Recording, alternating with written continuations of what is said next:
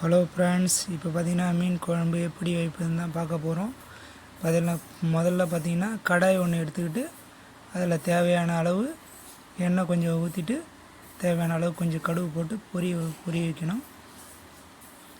அது கொஞ்சம் லைட்டாக பொரிஞ்சதுக்கப்புறம் லைட்டாக கொஞ்சம் வெந்தயம் போட்டுட்டு அப்படியே கொஞ்சம் நேரம் அதுவும் கொஞ்சம் பொரிஞ்ச உடனே பார்த்திங்கன்னா அடுத்தது பார்த்திங்கன்னா கொஞ்சம் நேரம் வெந்தயமும் கடுகு கொஞ்சம் பொரிஞ்ச உடனே பார்த்திங்கன்னா அடுத்தது வெங்காயம், பூண்டு கொஞ்சம் எடுத்துங்க. அந்த பொரியறதுலேயே கொஞ்சம் லைட்டாக போட்டு வெண்ணெயில் போட்டுங்க. அப்படியே வெங்காயம் கொஞ்சம் போட்டுங்க. தேவையான அளவு வெங்காயம் போட்டு வதக்கிங்க.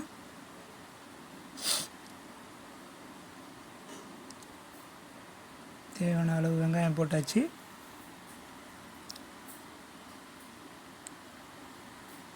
அப்படியே கொஞ்சம் நேரம் ஒரு 2 நிமிஷம் போட்டு வதக்குங்க. இன்னும் வதக்கிட்டே இருங்க. ஒரு 2 நிமிஷம் வதக்கிட்டே இருங்க.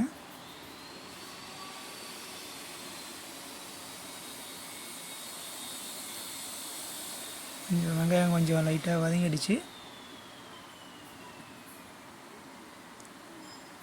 கொஞ்சம் தேவையான அளவு வதங்கிடுச்சு. வெங்காயம் பார்த்திங்கன்னா தெரியும், நல்லா வதங்கியிருக்கு.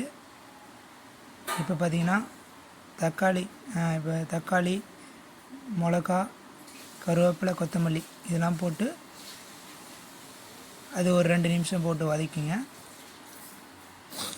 நல்லா வதக்கிட்டே இருக்கணும். எந்த அளவுக்கு வதக்குறோமோ அந்த அளவுக்கு நமக்கு மீன் குழம்பு பார்த்திங்கன்னா டேஸ்ட்டு வரும். நல்லா வதக்கிட்டே இருக்கணும். கொஞ்ச நேரம் அப்படியே வதக்கிட்டே இருங்க.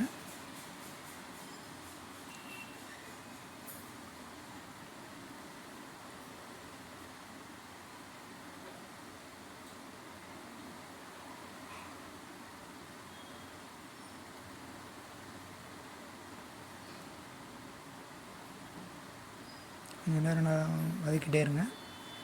கொஞ்சம் நேரம் வதக்கினா தான் கொஞ்சம் நல்லா டேஸ்ட்டாக இருக்கும். இல்லை தேவையான அளவு கொஞ்சம் நம்ம இந்த தக்காளி வெங்காயம் வதக்கிறதுக்கு தேவையான கொஞ்சமாக பார்த்திங்கன்னா கொஞ்சம் உப்பு கொஞ்சம் போட்டுங்க. அது வதங்கிறதுக்காக.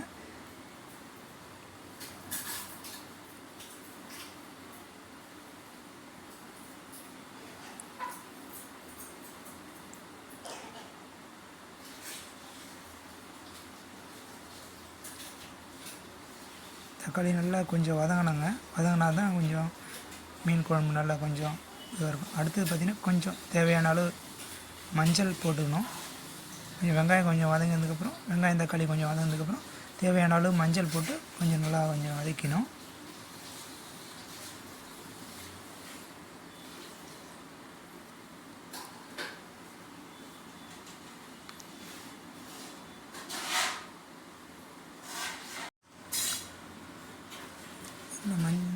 கொஞ்சம் நேரம் வதக்கியாச்சா. அடுத்தது பார்த்திங்கன்னா ஒரு நிமிஷம் வதக்கணும். நல்லா கொஞ்சம் தக்காளி கொஞ்சம் வதங்கலை, கொஞ்சம் நேரம் வதக்கலாம்.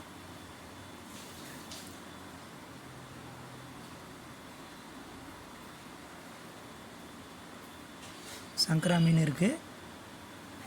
சங்கரா மீன் குழம்பு தான் இப்போ வச்சிட்ருக்கோம். இப்போ பார்த்திங்கன்னா மீன் மசாலா தூள் கொஞ்சம் தேவையான அளவு போட்டுங்க. அடுத்து கொஞ்சம் பார்த்திங்கன்னா ஒரு 2 ஸ்பூன் மிளகாத்தூள் போட்டுங்க.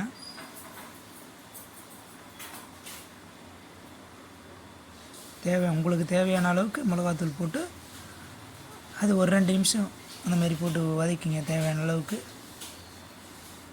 மிதமான ஹீட்டு வைங்க, ரொம்ப அதிகமாக ஹீட்டுக்கு தேவையில்லை.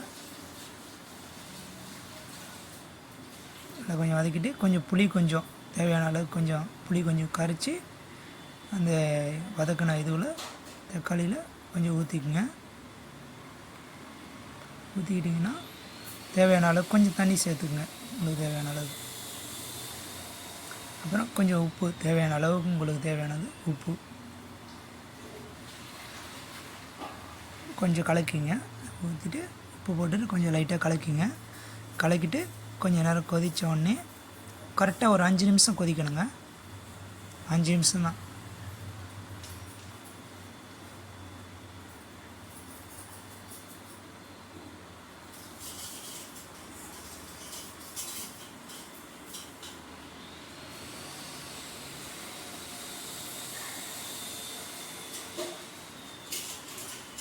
மீன் கொதித்த உடனே சங்கரா மீன் போட போகிறோம். சங்கரா மீன் போட்டுருவோம்.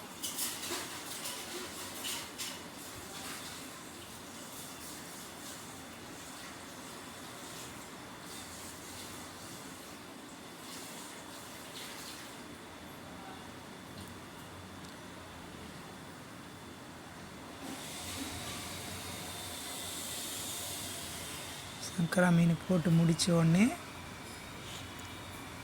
கரெக்டாக ஒரு 5 நிமிஷங்க. சங்கரா மீன் போட்டு ஒரு 5 நிமிஷம் இந்த மாதிரி கொஞ்சம் லைட்டாக கொதி வரும். கொதி வந்துச்சுங்களா,